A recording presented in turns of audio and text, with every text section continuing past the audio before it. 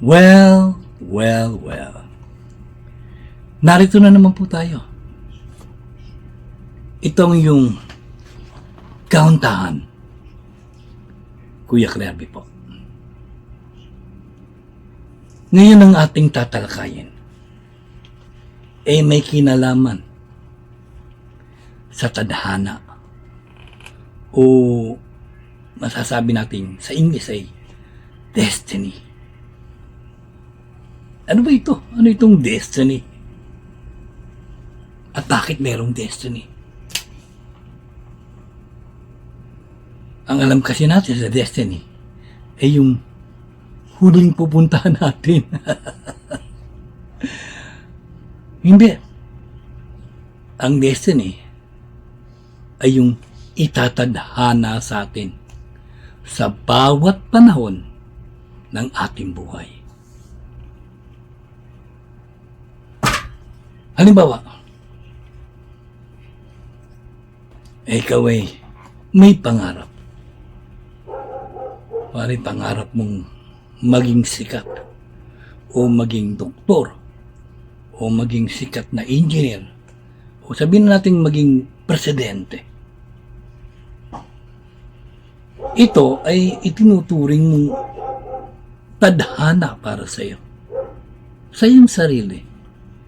Pero, ito'y pangarap lamang. Hindi pa tadhana.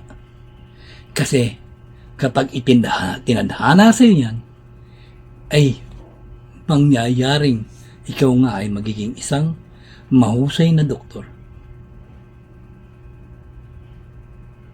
Subalit,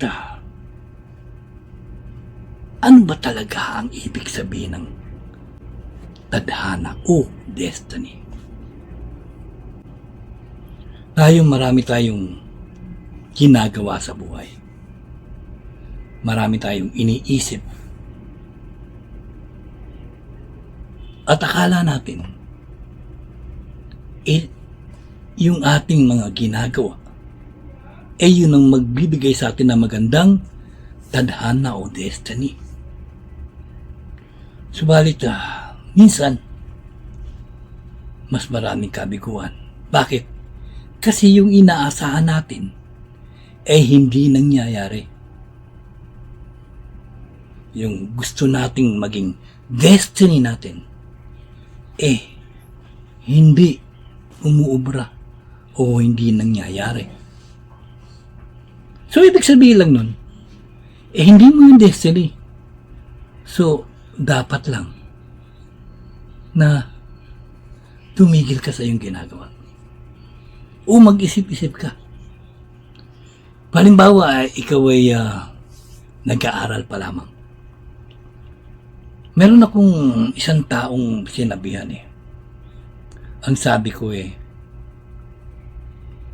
marami kang mapapatay na tao. Naku. Ayaw niyo maniwala. Hindi raw totoo yun. Then, kilala daw niya ang sarili niya. At kailanman daw ay hindi siya papatay ng tao. Tandaan ko raw. Never niya gagawin yun. Kahit anong mangyari, hindi siya papatay. So, yun ang gusto niya iparating sa kanyang sarili. So, bahala ka. Pero yung sinabi ko lang, ang katotohanan maaaring mangyari sa iyo. Sabi niya, hindi ako papatay. Never! Sabi niya. Eto na ngayon. Lumipas ang panahon. After Siguro mga 10 to 15 years yun. Bumalik sa akin at nagpakita. Ito ang sabi sa akin, Kuya, totoo nga yung sinabi nyo. Ano? Hindi ko na rin natandaan kasi hinula ako sa kanya. Na marami akong papataying tao. Ibig sabihin, masamang tao ka? Hindi ho. Naging pulis po ako At marami akong pinapatay na taong mga gumagawa ng masama. Hindi ko na ho mabilang Tama po kayo. Sabi ko, nakita mo na. Destiny mo kasi talaga yun Ang pumatay ng maraming tao.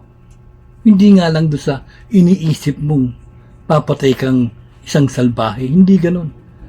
Pag sinabi ko sa iyo naman, ganun kahit anong paraan, kahit iwasan mo, kahit na anong gawin mo, itanim mo man to sa utak mo, kapag destiny mo, mangyayari ito, ayaw mo man o sa gusto. Sabi, mula ho ngayon, naniniwala na po ako sa mga sinasabi niyo. Kayo ka pa naniwala, it's too late, pero okay lang. Pulis ka naman pala Pagpatuloy mo yan. Alam mo kasi, merong mga nangyaring ganyan O totoo, sabi nila masama raw yung pumatay ng tao. At hindi ka talaga dapat pumatay. Pero alam niyo ba, merong isang aklat na nagsasabi tungkol dyan. Ito ay kwento ni Krishna. Ito ay matagal na nangyari. At ang kanyang sidekick na si Arjuna. During the time, magulo yung kanilang lugar sa India. At lulusubin sila.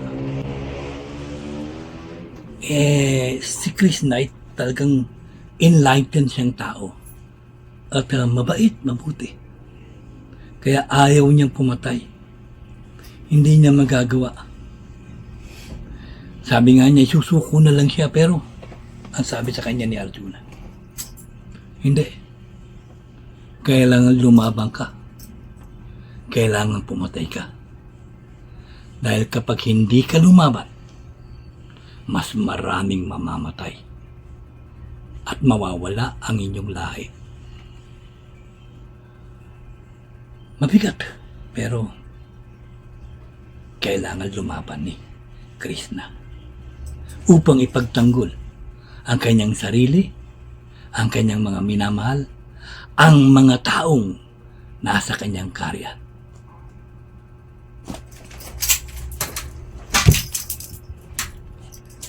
Yan, matutungayan niyo yan o maituturo sa inyo ng mga taong naniniwala sa Hinduism.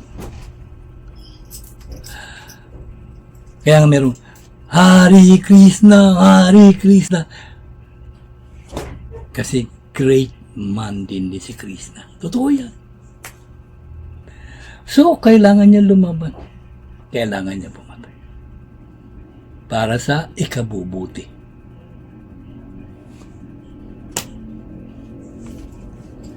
Ng lahat. At yan, marami. Kasi ayaw man niya, destiny. Ganon din na nangyari sa'yo, sabi ko sa kanya. Destiny mo yan. Ayaw mo man pumatay, wala kang magagawa. Nakaatang sa'yo yan at kailangan mong gawin. Yan. Yung isa naman meron naman akong isa pang kakilala. Kasi ang alam kasi nila yung mga pangarap, yung maging gusto niyang ganun, yun ang destiny, sabi niya. Sabi nila. Yung pilit niya lang nilalagay, yun ang mangyayari, yun ang gusto nila. Ang gusto niya kasi, maging sikat. Naku, talaga totoo. Napakaganda ng kanyang boses. At minsan pag naririnig ko nga siyang kumakanta, para ako inaantok. Pinag-ihaling, ganda ng boses niya talaga. Sabi ko, ang galing mo. Sabi niya, ako gusto ko sumikat. Sabi niya. At ginawa nga niya yun. Abay, lahat sinalihan niya. Wala siyang hindi sinalihan. Pati yung pakanta sa perya, sinalihan niya. Basta maging sikat lang siya. Pero, perya na nga lang, di pa siya nananalo. Hindi natin alam. Bakit? Parang ayaw sa kanya ng nature na mangyari yung gusto niya. Na maging sikat. Sinalihan niya, bulaga, kung ano-ano. Wala nangyari. Hindi siya naging sikat na artista. O hindi siya naging sikat na manganganta. Subalit napakaganda ng kanyang boses, napakalambing. Ngayon alam nyo, after 10 years, bumalik sa akin yan. Hindi lang, siguro mga more than 10 years, bumalik sa akin yung tao na yan. At ang sabi, totoo nga, hindi ako sisikat. Kasi sabi ko kasi sa kanya, hindi kasi sikat ng mga awit. Kahit anong gawin mo. Ayaw niya maniwala eh. Galit pa nga sa akin eh. Pero nang bumalik sa akin, sabi niya, Kuya, totoo nga at nangyari. Pero kahit hindi ako naging sikat, masaya ako. Sabi niya, bakit naman? Hindi ka na nga sikat eh. Abay, libo-libo rin ang nakikinig sa akin. Hindi nga lang nila ako nakikita habang kumakanta ako. Saan ka ba kumakanta? Nasa simbahan po ako. Kumakanta po ako sa simbahan. At alam ko kapag ako'y kumakanta, sabi niya, ang lahat ay gustong gusto nila ang aking boses at nasisiyahan. Ito pala sapat na, sabi niya. Hindi ko pala kailangan sumikat para maramdaman ko ang bagay na ito. Yan. Sabi ko nga kahit anong gawin mo, kung hindi mo destiny, hindi mangyayari. Pero ganun, masaya pa rin siya kasi nga, kahit di siya nakikita kasi siyempre sa kumakanta sa simbahan, di man nakikita yan eh. Nakatago, okay, nasa itaas. So, masaya hindi nakikita. Pero yung kanyang boses, umaalingaw-ngaw sa loob ng simbahan na talaga namang napakaganda.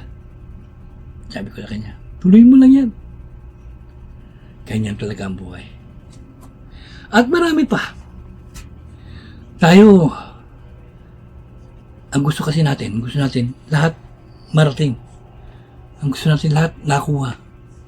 Pero alam nyo ba, sa kaiisip natin ng ganyan, karamihan, ang napapala natin ay kasawian, kalungkutan. Bakit yan? Hindi nangyayari. At hindi nagiging totoo. Halimbawa, may nililigawan kang babae na gustong-gusto mo. Sorry, ayaw niya sa'yo, busted ka lagi. Ilang beses ka na nag-try, puro busted. Ba't malulungkot ka? Iba nga nagpapakamatay pa dahil dyan. Dahil sa kasawian. O kaya nasisira ang buhay. Pero hindi dapat natin asamin ng ganun. Dahil ang destiny, hindi iniisip kung saan itong nangyayari sa tao. Ito'y tadhana. Kung kayong dalawa ay talagang destiny sa isa't isa, kayo. Isa pa Isa lang yan billion ng tao. Napakarami. Hindi ka dapat malungkot. Hindi ka dapat masawi. Bakit?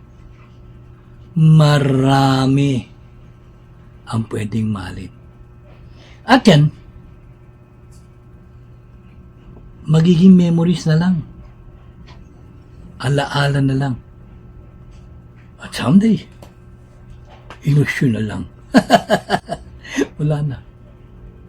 Kaya huwag tayong umasam na ganun. Magsikap lang tayo. Magsikap tayong kung ano ang gusto natin. Ngayon, kung hindi natin ito mararating, hindi ka talaga nakadestiny sa inyo. Pero may mga magagandang bagay na nakadestiny sa inyo na inyong mararating. At yan ang inyong pasalamatan. Ibig sabihin maganda hindi pangit. Hindi mo man naabot, hindi mo man nakamit, pero may iba kang nakamit. Yun ang destiny. Kita nyo? Alam nyo, maraming mga manguhula, mga mistiko, mga paranormal expert na talaga namang nanguhula sila, ano-ano. Karamihan may nanguhula. Lilindol ng malakas. Naku, nalinti ka na. Tanungin mo, kailan? Hindi niya alam. Paano? Hindi niya alam. Paano mangyayari?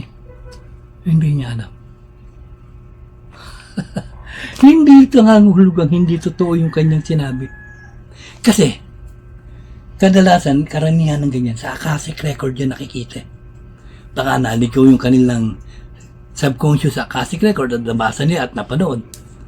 Malabo. Hindi mo maalam kung saan pero nakita mo yung pangyayari, pero hindi mo alam kung anong araw, anong petsa, kailan, anong lugar, di mo. Basta alam mo lang. So, ang gagawin mo, yung mga manguhula o bagsay, ganun sasabihin. Nako. Okay lang yun. Nasabihin. Pero kailangan meron kang konting kaalaman sa mga bagay na sinasabi mo. Ano yun? Kung saang lugar? Kailan? Paano magaganap? Hindi yung basta lilindol lang. Ngayon kung hindi mo ito alam at wala kang idea dahil di mo nakita, huwag pa na lang sabihin. Kasi maraming mga dakilang mga manguhula. Isa na dyan si Nostradamus. Nakita niya yan. Yung nangyari sa 911, nakita niya yun. Pero wala siyang alam, hindi niya. May nakita niya basta may lumilipad, sumabo, ganun. Hindi niya maipawaliwanag ng muso kasi nga, hindi siya tiga roon. Sigurado nga lahat na nakikita niya dyan ay kaiba. So ipapaliwanag niya ngayon ito, at sasabihin mo, sino maniniwala? Wala. Sasabihin na, noon wala naman lumilipad na bakal walang plano. Sino maniniwala sa iyo? Na mangyayari yun? Ganun kasimple. Pero mangyayari. Kaya ang ginawa niya, imbis na sinabi niya sa tao, inilagay na lang niya sa libro. Kasi nga, hindi maniniwala ang tao na una, hindi niya alam kung kailan mangyayari. So, isinulat na lang niya na nagamit naman niya yun. At yun tumutugma sa sinasabi niya. Wow, di ba? Totoo rin yun. Kaya, wag nating maliliitin yung mga manguhula na yan, kahit ganyan yan. Yan, ang gusto lang yan, bigyan tayo ng babala. Pero hindi nangangahulugang hindi maaaring mangyari. Kaya nga lang, hindi nga lang niya alam kung kailan at paano, saan. Pero mangyayari. Kagaya niya wari niyang Big Bang. Aba, posibleng mangyari yan. Kailan? Hindi nila alam ang kadalasan nagsasabi niya, hindi yung mga psychic Yung psychic, umaasa na lang Yung mga nasa science world o yung mga scientific o yung mga nasa physical knowledge.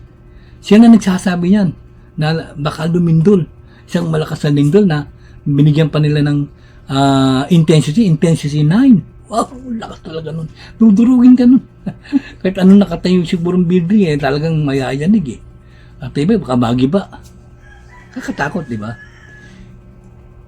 Kung hindi nyo alam kung kailan mangyayari, kung saan at papaano, abay, pare, may bagyong malakas, hindi nyo makailan. Abay, sabihin nyo kung paano ito maiiwasan. Ano ang gagawin upang hindi ito maka-apekto sa marami.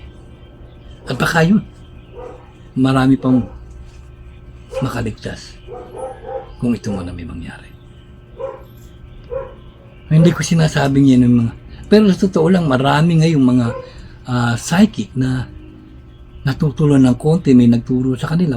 Magbasa ng tarot card, magbasa ng palad, magbasa ng tinusan ng numerology. Abay, alam na nila lahat. At ang matindi niyan, sumisingil sila ng bayad. At hindi lang basta bayad, lalo na pag sikat, ay siyempre mahal. Kaya yung ibang mga hindi na makapagpahula sa kanila, mahal sa kanila. Sipin nyo yun. Paano? Hindi naman 100% mangyayari yun. Baka 10% nga, hindi pa. Kasi hindi naman niya talaga alam lahat. Yung pagbukas mo ng tarot card, hindi mo naman malalaman lahat ng meaning nun. Oo, sige nga. Sabihin niyo kung anong meaning nun. At ano, sabi ko, anong pecha mangyayari magkakasakit. At hindi naman maalam puro, eto mangyayari. Kaya nga, okay lang. Wala yung mga bayad-bayad na ganyan. At sa totoo lang matagal na rin ako nanguhula. Pero, never ako sumingil. Bakit? Libre ko kasing natutunan yan. Libre kong nakuha. Kaya, libre ko rin ibibigay sa inyo. Lahat ng libre, libre para sa inyo. Ngayon, kung pinag-aralan ko sa eskwela at gumastos ako, hindi libre yun kasi gumastos ako. Diba? Kasi yun ako mismo nagsikap no. Hindi binigay sa akin ng nature. Naintindihan nyo? Kaya kayo, maging maingat sa ating mga... Kaya tayo pinagtatawanan yung mga ibang mga manghula. Pati na rin ako. Hindi na naniniwala. Kasi simula pa noon ay kanya na ginagawa. Hindi nila pinag-iisipan ng lahat. Kaya nga sabi sa Kuya, bakit hindi ka nanguhula ng may kinalaman sa lindol, sa bagyo, sa kung anumang disaster? Pero minsan nang sasabi kagaya ng gera sa Middle East, sa Palestino, tsaka itong Israel, sabi mo, 2 araw lang tapos na. Totoo naman nangyari, sabi niya. Pero ito, yung mga ibang mga kaya may lindolin. Alam mo kasi, alam ko mangyaring mangyari. Nakita ko. Pero hindi ko alam kung kailan, kung saan, at paano. Pag sinabi ko yun, magpapanik lang ang marami. Isa pa, kung hindi magpanik, pagtawanan ako, sabihin nasisira ulo ko, hindi naman totoo. Nakita mo na. Kaya kailangan, minsan nga sigurado ka na Hindi mo pa masabi kung anong pecha, kasi bakit? Hindi maniniwala o kaya magagalit pa sa'yo. Meron nga ako hinulaan Sabi ko sa kanya, pagamot ka. Sabi niya, ba't ako magpapagamot? Bakas-lakas ko. Basta magpagamot ka, pumunta ka sa doktor. Kasi hindi ka naman naniniwala sa akin, nagagamutin kita Pumunta ka sa doktor. Sabi niya, ba't ako pupunta doon? Wala man ako sakit. Saka ikaw hindi ka naman totoo talaga hula ka na hula. Sabi niya, kaibigan ko yun. Pero ganun niya ako tratuhin. Makalipas ang ilang buwan, nalaman ko na lang dinala sa ospital. Malala na. At ito, pumunta sa akin. Humihingi ng tulong. Nagamutin ko raw siya dahil stage 4 na raw yung kanyang cancer o wala ng pag-asa.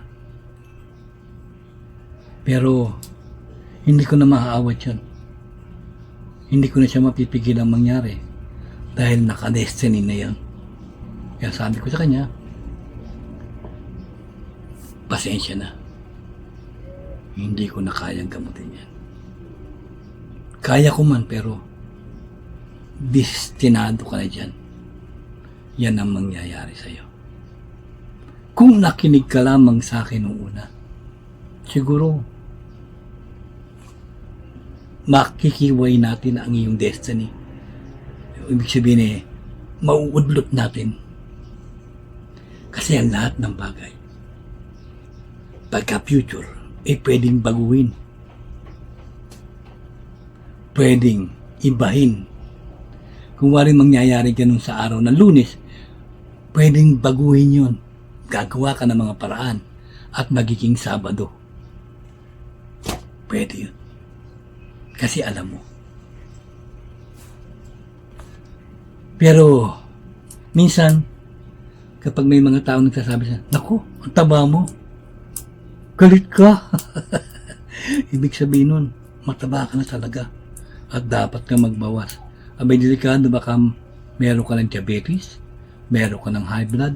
Ayun nasabi niya kasi napansin niya na hindi man siya, wala man siyang alam sa panguna, pero nasasabi yun ng kanyang subconscious. At ginagamit ng kanyang conscious mind. Nasabihin sa yun, dapat tumigil ka na sa pagkain ng katakot-takot na milk tea. Mahilig ka sa mga masatamis yan. Ang taba-taba mo na tuloy. Ay, nako. Kaya nga tayo, hindi ako nanguhula ng mga bagay na hindi ako lubos na sigurado. Mahirap kasi. Una, baka mapahiya ako. Ayoko rin naman mapahiya. Pangalawa, may ayaw ko pagtawanan ako. At ang panguna, yung pangunahin, sino ba ako para sabihin niya? Itinalaga yan ng nature. At mangyayari yan. Kaya ayaw sabihin sa akin dahil kailangang mangyari. Kaya hindi ko malaman, kailangang mangyari. Sabi ko, destiny, kahit anong gawin mo, mangyayari ito at mangyayari. Kaya nga siguro kaya hindi pinapaalam sa akin, kailangan mangyari. Kailangan may magbago. Kailangan may maging aral na idulot ito sa tao. Alam mo ba, yung sa Hiroshima, may nakahula dyan Hindi ko nasasabi ko sinong siksika sa Amerika na mangyayari yung sa Hiroshima. Pero siya pinandiwalaan At siya naging tanyag na paranormal expert, psychic. Mababasa niyo siya sa history. At siya na nagsabi na tungkol sa pyramid, may ibang bagay pa maliban sa pyramid doon sa lugar na yan. Sinabi niya. Yan sige, sabi ko na pangalan, si Edgar Cayce. Paulaan niya yan. Yung mangyayari sa Hiroshima. Pero, ginawa niya. Sinabi niya. Pero hindi napigilan. At nangyari. Kasi, destiny na yan. Nakuha niyo? Kaya ako, hindi ako nagsasabi ng, ay naku, lilindol yan, sasabog yan, madadapa ka. Hindi. Sabihin ko sa iyo, magpunta ka sa doktor, magpatingin ka. Ngayon kung wala kang pera, gusto mo gamutin kita? Marami ako sinabihan niya. Maraming tumanggi, maraming umuo. At yung mga hindi tumanggi, abi buhay pa ngayon. Magpapatunay sa inyo. Pero yung iba, wala na. Ayaw ko mangyari sa kanila yun, kaya nga sinabi ko. Pisan ako pa namimilit para na nga akong sito mong pinipilit. Kapatin na kita. Namumukha na akong gago. Sige na, ayaw pa rin. Nagtatawanan pa ako. Pero okay lang sa akin yun. Kasi ganun talaga ang tao. Hindi sila basta-basta. Pero dapat din. Kasi marami na rin mga luloko. Kaya nga nagkaganon ng kanilang isip dahil magmula pa noon ay ganyan na ang ginagawa ng iba. Kaya nga iba pagkaiwari, meron kayong kausap na mga psychic. Sabi magaling siya. O mga manguhula na magagaling. Sabi, tanungin nyo, alam nyo ba yung mga dimension? May alam po ba kayo dito? May alam po ba kayo sa higher plane? Life after death? At kapag wala silang nasagot, mababa lang ang kanilang kaalaman. Hindi ko sinasabing hindi sila marunong. Mababa lang at hindi mataas. Ngayon pa lang, hindi ko sasabing, hindi totoo sinasabi kasi pinag-alaran din nila yan. At natutunan.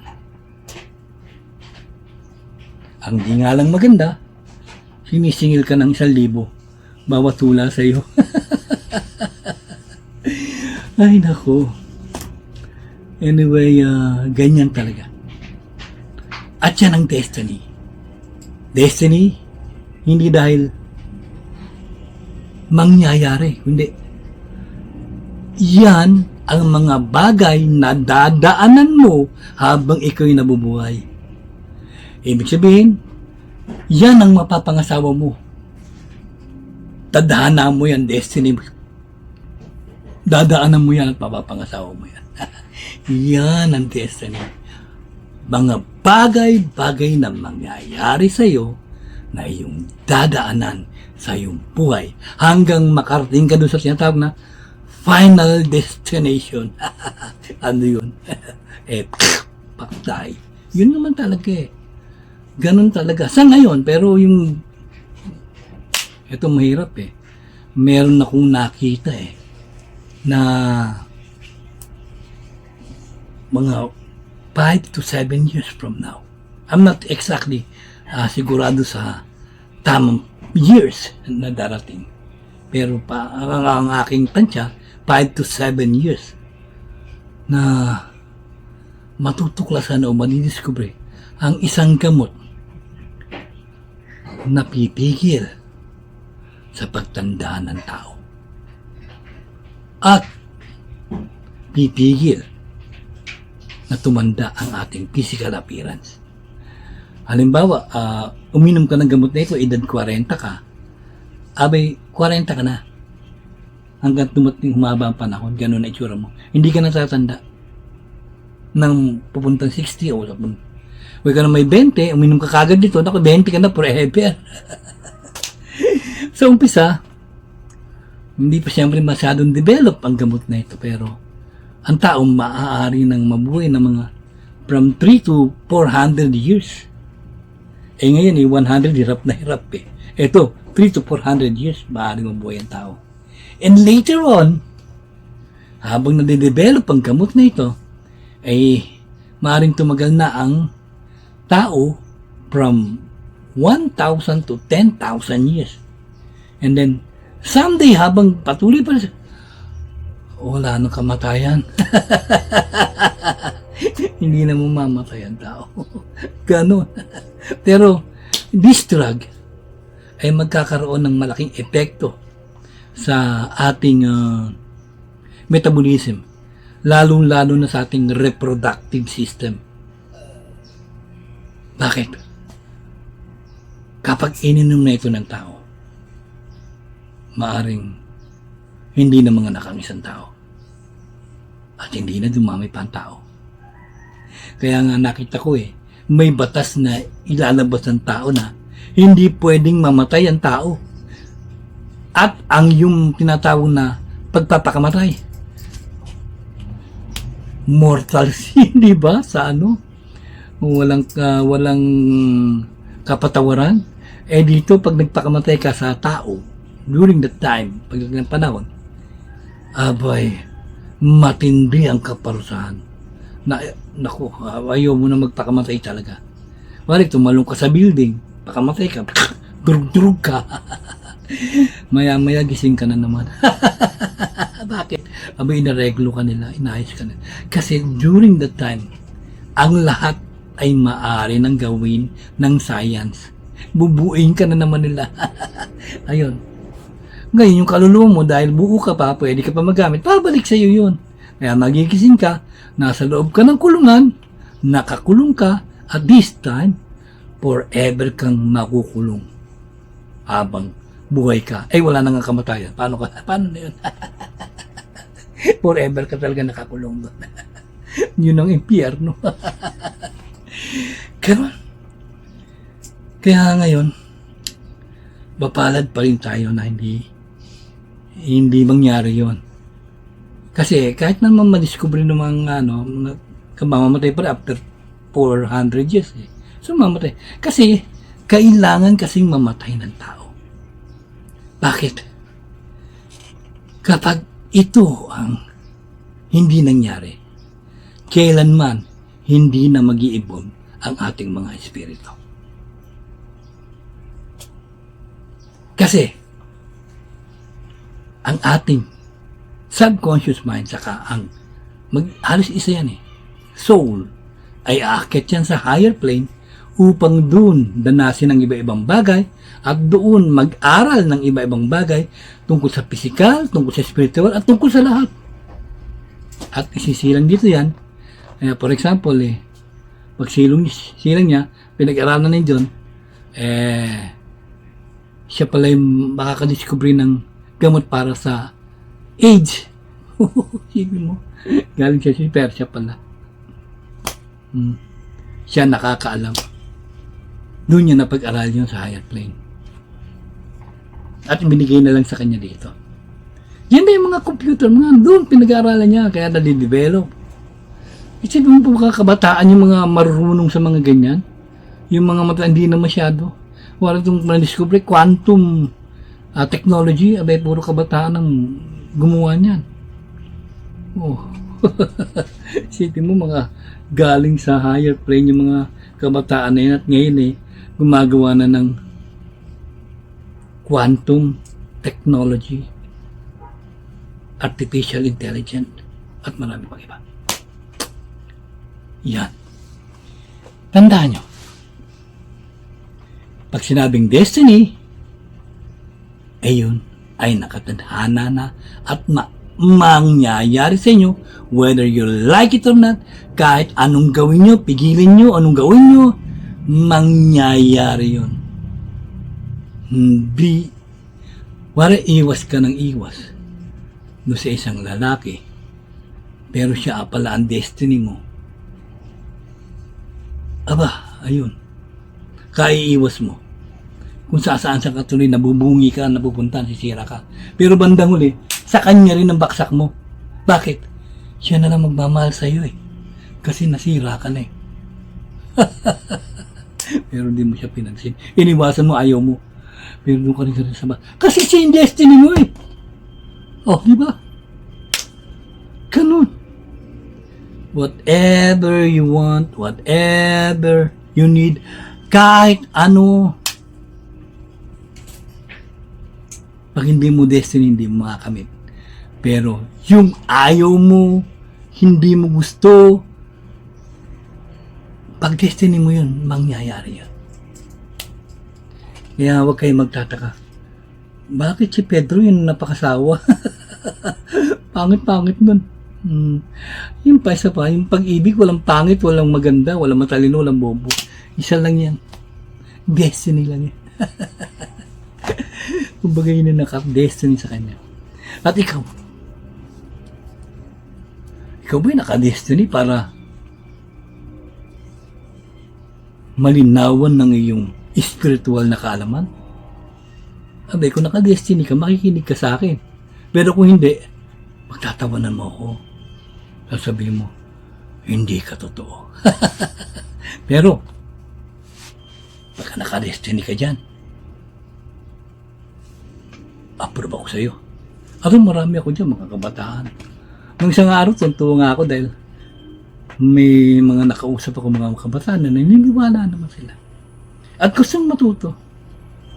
Sabi ko, mo, pag may time, tuturuan ko kayo. Paano yan? Yan ang destiny. Sakit. At sana'y natutunan nyo ang maraming bagay sa aking sinabi. Paano? Sa susunod, mas matindi pa ang ating tatalakayin. At talaga namang magugulat kayo.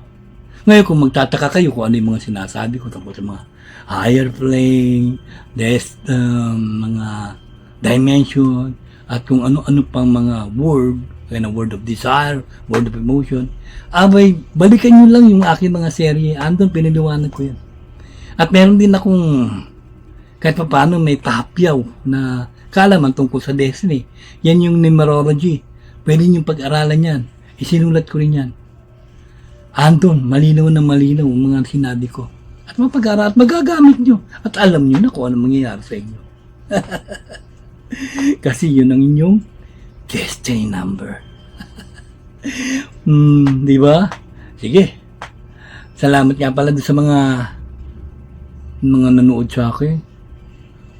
Pero nga ba? Sana marami mabuksan ang kanilang kaisipan sa aking mga sinasabi. Yung umpisa kasi hindi sila naniniwala, tatawanan lang nila ako.